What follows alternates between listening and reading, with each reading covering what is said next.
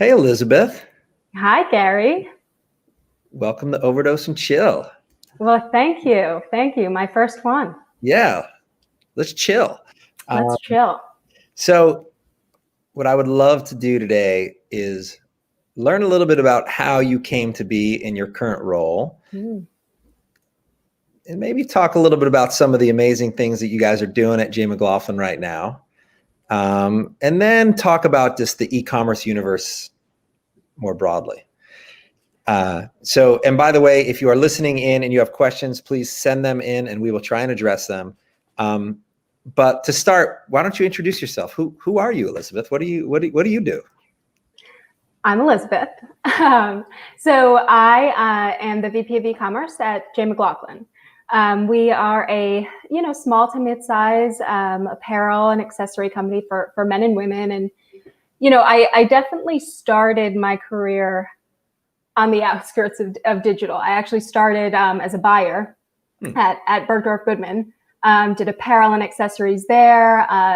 So that's really, where my foundation kind of started. And after being there a few years, I started branching out, and I took a position as the head of merchandising, really looking at the product aesthetic, making sure, that marketing was supporting the assortment, the investment, promotional campaigns, emails. So that's how I sort of transitioned into the e-com realm of things. Definitely, before that had really not been my focus. It was a, traditional kind of buyer for a luxury brick and mortar company. How did you take that first leap in the digital? What was that first when you moved over to McLaughlin, and how did you sort of have the confidence to make that move?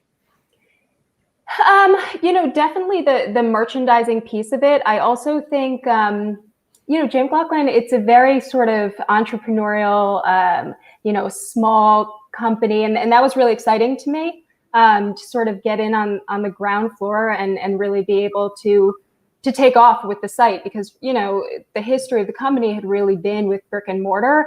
And it was really, when I got there, they had really only been seeing some substantial growth on e-com, in the recent years. So it was kind of like getting in on the ground floor of something. Awesome. And then, you talk about the brick and mortar presence of McLaughlin. How many stores do you have? Over 150 and counting. Yeah. So, and definitely branching out, we opened in Maui, and looking beyond that. So, it's definitely still, a big part of the company's heritage and our strategy. But I think figuring out, how the e-com can not only support the stores, but then have an entire business and presence of its own is what we've really been discovering, since I got there. Yeah. So let's talk a little bit about that, because I think one of the things that makes your brand interesting and a little bit different is how your team in store sells. So talk a little bit about that in-store experience and what you guys have been doing to sort of translate that into the digital world. Yeah. So, a lot of our locations, we're not in, we only have a few mall stores. We definitely have smaller square footage stores, and we kind of like to be in the neighborhood, right? Like, we like to be your around the corner boutique that feels like home. You feel really comfortable going in, and the associates know you, right? Like, a lot of times they have these relationships and they're friends with their customers. So it is that very warm, very inviting, experience that we try and we do have in our stores. But definitely the locations are a big piece of that. So what we've been trying to do is really first bring that level of not only personality, but also accessibility, the way we speak to our customers. We want to make sure that we fit into not only their lifestyle, but that it's very approachable. And so that comes through obviously in the content and the copy, and then bringing our associates in to the online piece of things, right? Like building them into email campaigns. What are their picks? What are they liking from the new collection? We just launched Digital Stylists, where we have 4 of our key sellers that are available just to answer questions about the assortment. If people are looking for different things as they are these days, really, how do we guide them through that experience and bring the expertise of the associates to the site? Yeah. So the associates who, let's say prior to this burst in digital are spending their days dealing with customers that come in the store, showing them around this like very curated experience. Mm-hmm. And as a result, selling a lot of merchandise, right? And I imagine that, you get a different transaction type online. So talk a little bit about the difference of what the basket looks like in each instance. Yeah, that's something that we always found. And I think with the changes that have bbeen happening, in the world over the past now 6 months, are we almost at? I know. By the way, it is absolutely Groundhog's Day in my life. I have not actually left the apartment this week yet. So yes, I appreciate it. Wow, the whole week. I haven't left yet. No. You got a record going. I know. So anyway, as you were saying, this new world we live in has changed things a bit. Yeah, and before this, we definitely saw that the customers online, the AOV was smaller. It was smaller. They weren't necessarily always wardrobing as much as they do in stores. It was a lot more item based, and online half the time you're trying to push them to checkout, right? Like that's the goal, is to get them as quickly to checkout. But the browse piece, that becoming a little bit more immersed in the assortment, is a lot of times what drives the wardrobing and what drives that basket size. So as more and more customers over the past 6 months have been shopping online, we've definitely felt that, where the amount of orders coming through the site didn't necessarily equate with the penetration of sales because of the lower order value. So that's definitely a huge difference, which I think is, just part of the online experience. You do have the promo component, but I think really at the heart of it, it tends to be a little bit more item based, versus that whole outfitting that really kind of adds to the upsell. Yeah. Yeah. And I imagine that, as you try and bring that store associate experience online, and you create more bundles of things and more ability to check out in looks and all of those things that I know you're working on the website, hopefully you start to bring that AOV in line with the in-store experience. But it's interesting from a company that has 150 stores, you've had, as a result of COVID, kind of retrain your staff, right? So talk a little bit about what that digital transformation work has looked like. Yeah. So, I think from the store associates, they've been just really incredible. Everything from curbside pickup, of course, when they were back in store, but also really stepping in to be another support and really key business driver behind customer service. So of course, with more orders being placed, more people that weren't necessarily used to shopping online, you had a lot of call volume happening with customer service. And so what we were able to do was, for any communication coming through about wanting to place an order and wanting to make sure that we dedicated the right amount of time to those people, of course, we actually began passing that to stores that were working remotely, so that the associates could be the ones to spend the time and really walk the customer through the assortment and help them build their cart for that day. So that's been huge. And I have to say, your digital CX team grew, and the expertise went, through the roof, basically. Yes, exactly.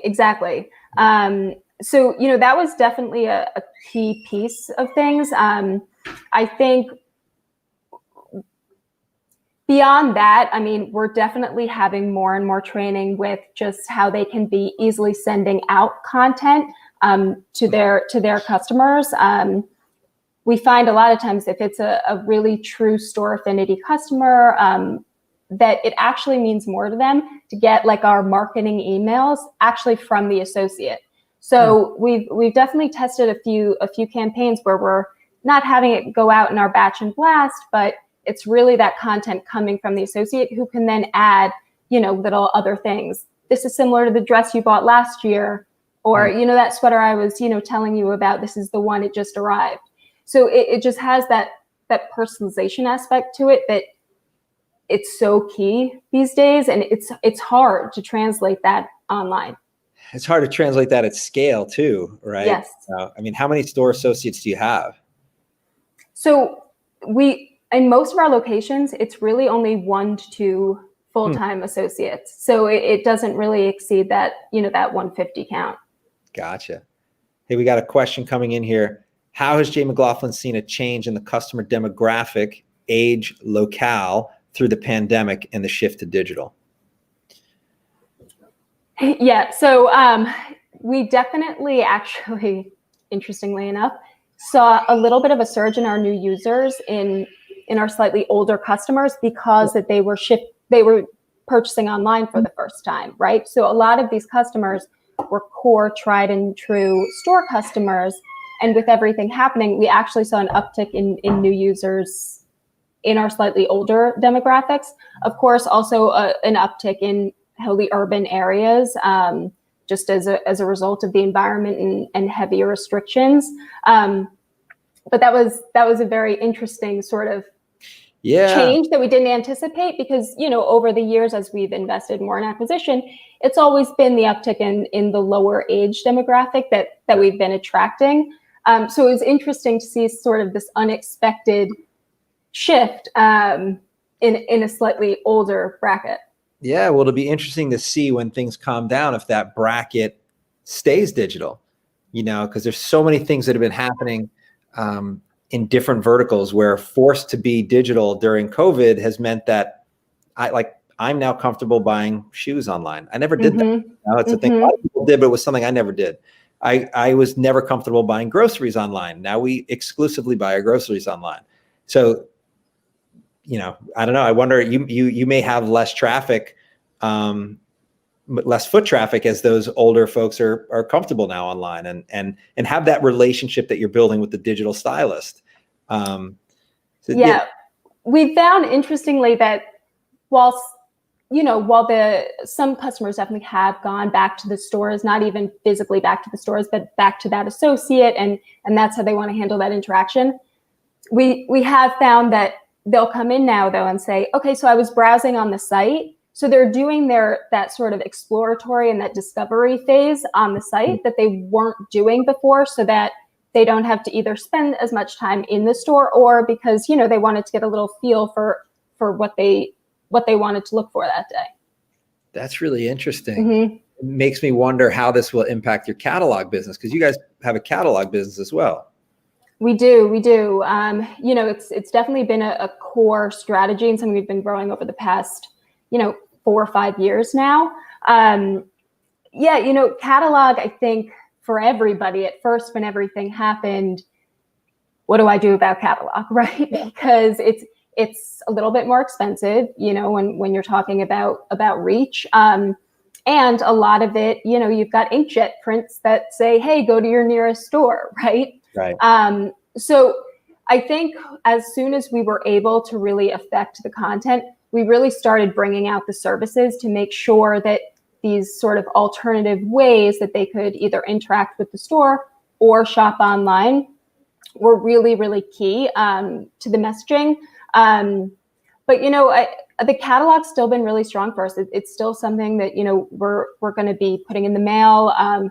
We use it definitely as a huge re-engagement, reactivation tool. It really resonates with those kind of lapsed customers, and definitely for acquisition. So, I think we want it to be balanced, and we want to make sure we're being maybe a little bit more conservative with the spend, but it's definitely still a key piece of the strategy, moving forward. Yeah.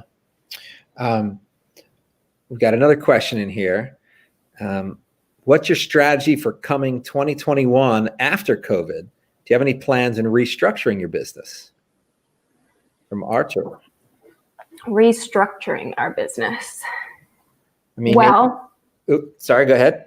Oh no, what were you going to say? I was going to say, the things that I'm thinking about are is like, we talked a little bit about the sort of how you deploy your store associates. Things like curbside pickup remain. Are these fundamental shopping behaviors changing? Does it change where the growth plans for your brick and mortar rollout? Why up in Maui that I want to visit, but anyway. So any thoughts on that? Yeah, I mean, I think for better or for worse, this is going to change the way that people shop. So we've definitely been looking at some tools that allow our associates to pretty much become a part of the site experience, so that they can be assisting with not so much the chat piece of, I have an issue, or, do you guys do free returns? Not things like that. More, right. You're on a product page, we want to make sure that we have that presence there to answer any questions, to really explain, hey, this is how it fits, to give them a much more, personal explanation for how a fabric feels. And that's something that associates can do the best. They can also send pictures, send video. So that's really what we're looking at for a big initiative, is how can we really have that become a part of the site, and it's would be actually built in versus maybe a little bit more of a piece together process that we've all had to kind of put together since nobody foresee what happened. And would when I think about your site experience and the recent rollout of the digital stylist, I see that as kind of like the tip of the spear, as you can sort of follow that and turn the digital stylist interaction into, one-on-one video chats and other ways, because it's always been so hard to communicate that the feel, the texture, the fit, that can't truly be done, without video or absolutely. So I mean, that's definitely something we're going to be focused on. I mean, we're definitely going to be scaling digital. I would say wanting to make sure that we have a nice balanced media portfolio is definitely going to be key, and testing into some new acquisition efforts. Catalog and paid social had been kind of core to that, but expanding into non-brand search, looking at different affiliate networks, launching SMS. So just kind of, let's make sure that we're really balanced, and however the customer does want to hear from us, let's make sure we're prepared to offer that. Yeah. So maybe to change topics for a second and talk a little bit about, or maybe it's the same topic because you're talking about how you're structured. Talk about your team. What is the team at JMC to sort of deliver this very high level digital experience that's sort of growing every day? How do you do that? I have a really strong director who, definitely when it comes to how the tech needs to support that, can really run with it. So I think that's key, right? Because whenever you're launching anything like that, you've got the marketing handle, you've got the content handle, you've got the front end, and then you have to make sure that the back end supports all of that. Yeah. So, we definitely have been making sure that we're covered on the dev aspect of things. Shout out. Exactly. Yeah. And then making sure that customer service is, of course, extremely well staffed. And then really making sure that we've got the right creative partners to help with these campaigns. So, I think a lot of the investment is being made in our e-commerce team, and also, of course, in the supporting agencies. And that's something that, will continue, to be the company investment there. Yeah. I mean, I'll say from my perspective, in watching our teams work together, what's been really nice is that, yes, your technical team and Armand at the head there works really well with us, and make sure that, oftentimes it's difficult when our merchants have their own dev team and they have to interact with our dev team, getting all of the ducks in a row and make it coordinated, and deployments are not stepping on each other's toes. And right. I think more so than a lot of other folks, you guys have that buttoned up, and it allows for more work to get through the pipe.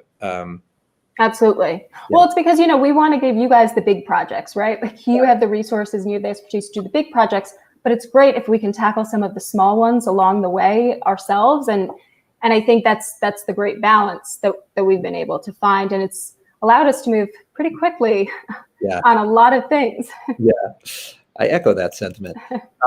So let's talk about some of those big things. And if you want to, maybe we could even get outside of the JMC world and think about,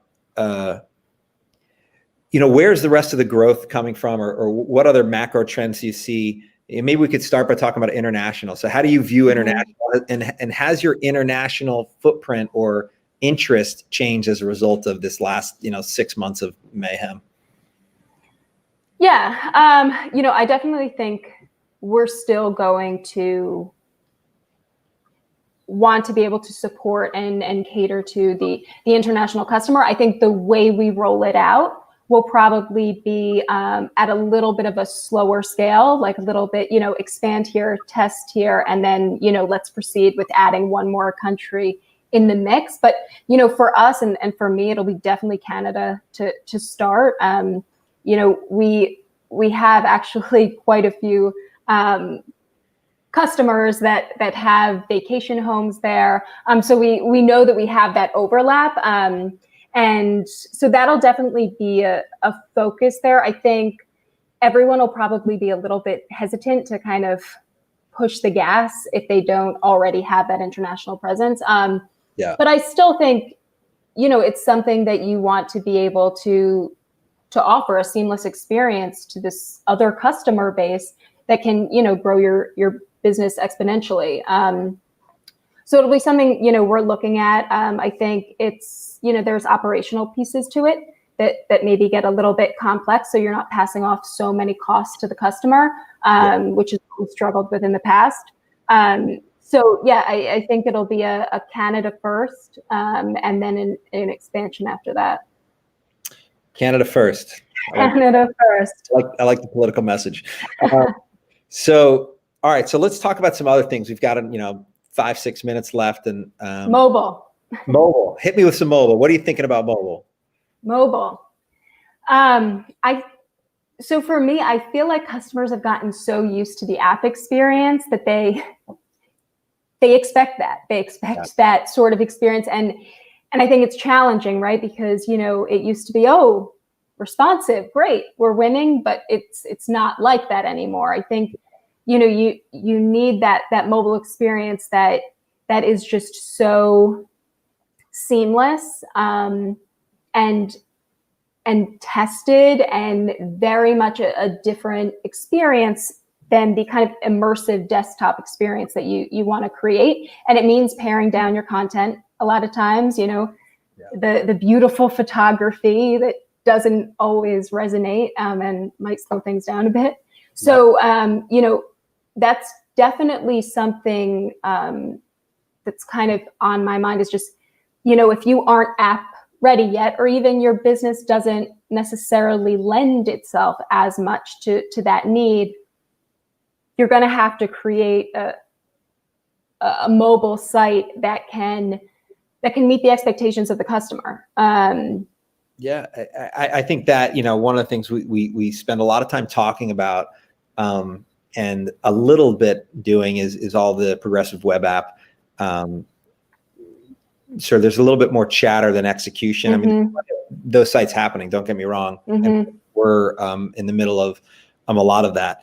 Magento is moving along with their PWA studio, and our roadmap with you guys allows it, and sometime next year that might be really interesting to explore, because that mobile experience gives you the speed so that you can be offering really high fidelity experiences, getting both the sort of brand inspirational impact and the commerce fluidity. So that'll be neat coming into the future.